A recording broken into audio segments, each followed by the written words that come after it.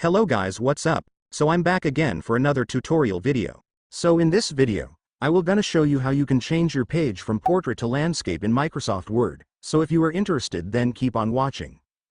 So to turn your MS Word page into landscape, it's actually pretty easy. Let me show you how. So for the first step, I want you to go to the Layout tab.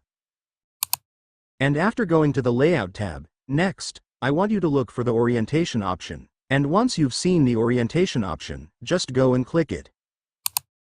And after that, you will now be able to see the Landscape option. Just click it to turn your page into landscape.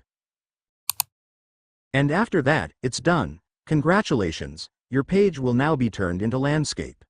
And so that's just how you do it, guys. Now that you've watched this video, you can now do it yourself. So that concludes our tutorial video for today. I hope it helped you. Thanks for watching. Goodbye.